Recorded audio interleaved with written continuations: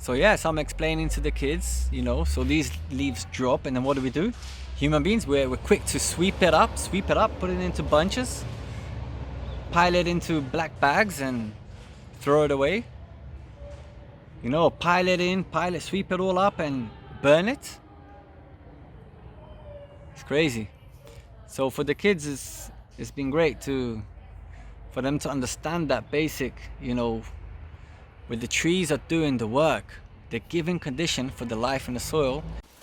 Forget about sustainability. You want to enrich ecosystems. Every being is equipped to live a positive, energetic balance. Keep it pruned. We are cultivating abundance. Not a problem to cut down trees. The problem is not planting them.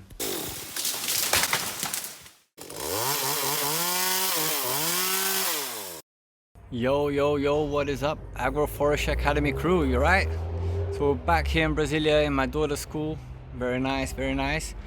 And we had the messages for the kids today, and it is quite an interesting message. So it's worth, sharing that around with all our friends. Basically, we started teaching them the importance of the mulching, the organic matter on the soil, and the importance of building up life in the soil, and the importance of all of that. So we've gone ahead, we've done a couple of rounds of vegetables. The third time round we're doing vegetable plots here in these vegetable beds, and what I can do now is show to them the results. So what I have to say is, look at this. This is the result of a structured soil. All right, this is proof that there is life in the soil. It's very structured. There is holes everywhere, and basically, so there's not a better word than this is really structured soil. Now, obviously, I've gone ahead and showed them, a version of a non-structured soil. Let's have a look at it here. Okay, so this is obviously bare soil, and it's obviously not structured. So there's no other way of calling it other than dead soil. If there's no life, it's dead. So it's been exposed to sun. Look, that is a little bit of a joke. All right, the spring onions are a little bit of a joke. It's suffering. It's dead soil. And we're talking about structured soil. As we've been renewing these beds, we've really seen a lot of structure. So I was showing them the living proof, and then I went on to explain, but why do we want structured soil? What is the point of it?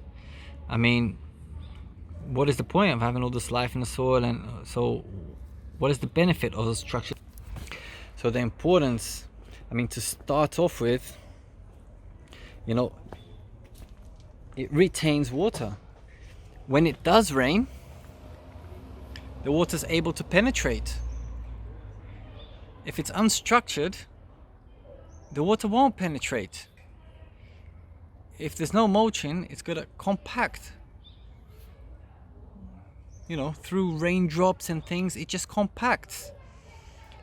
And if the water's not penetrating, then our water's in the ground, So when we have compacted soils, what happens? It rains, it hits that compacted soil, it will evaporate, and then it will, becomes an ice cloud again, and maybe it rains again in land.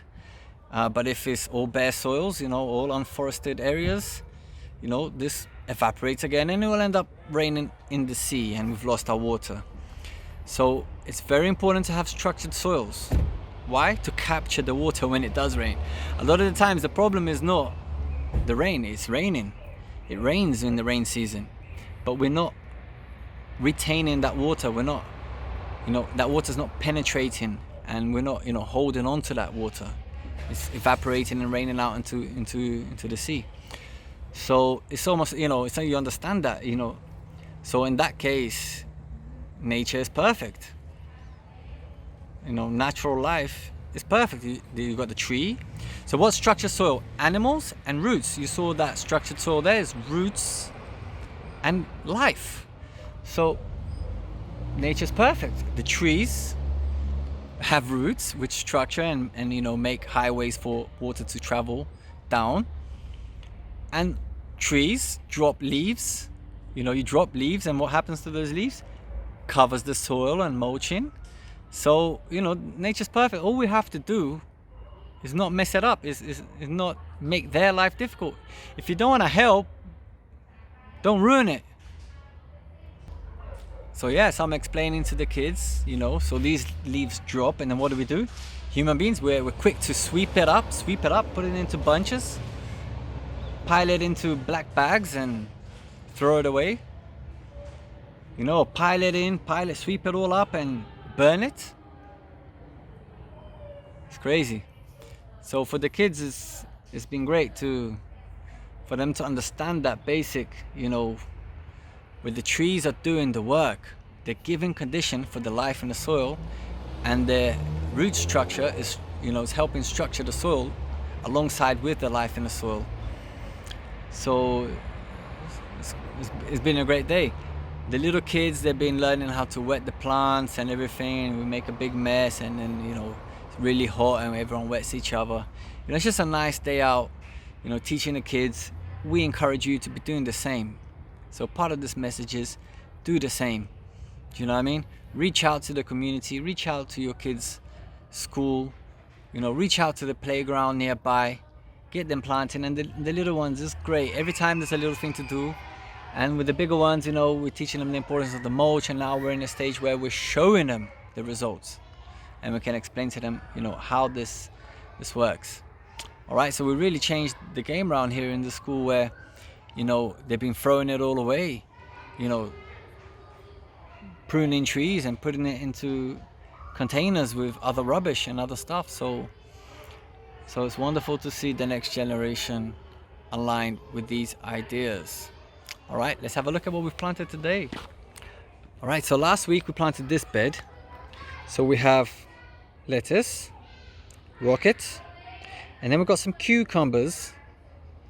All right, and then on the other edge is the mirror, but we have some courgettes as well. So lettuce, rockets, cucumbers, and courgettes. Okay, so we're going to have the courgettes at the very border, the cucumbers in the center with the lettuce and the rockets, and then we've got these double rows of tomatoes, and we've got the cheeky rocket in the middle. So the rockets is going to leave first, and then the lettuce, and then we're going to have the tomatoes, cucumbers kind of crawling, and on both edges kind of like falling out a little bit like that. The courgettes just kind of falling out off the edge. So that's going to be good. We set up these drip tape irrigation today, and here I have not finished planting. I'm kind of finishing up for the kids. So we've got tomatoes. We're doing double line of tomatoes. We're going to be putting tomatoes there again, and then we've got spinach, lettuce, not planted yet. Spinach, lettuce, and on the other side the same, spinach, lettuce, tomatoes, and then we've got the aubergine, eggplant in the center. Eggplant, spinach, eggplant, spinach. I love eggplant and spinach. It does that. The spinach does the understory. It covers that soil. It's really nice. And eggplants shoot up. These tomatoes will be a little bush, and then obviously we've got to harvest these lettuce real quick, and you know, the leftover spinach around the block is going to be covering that soil. So that's it. So that's what we'll be doing, setting up the irrigation, the kids planting for themselves. It's really cool. So here we had the cucumber by seed, double cucumber seeds, one seed of the courgette, beautiful rockets, lettuce by seedling. Really hot times here, really hot times, and it's incredible how it's all survived. Really nice. All right, Agroforestry Academy crew, I'm glad you guys here again with us. Keep it tuned in. Inspire in your hood, inspire in the schools nearby. All right, and let's be in touch.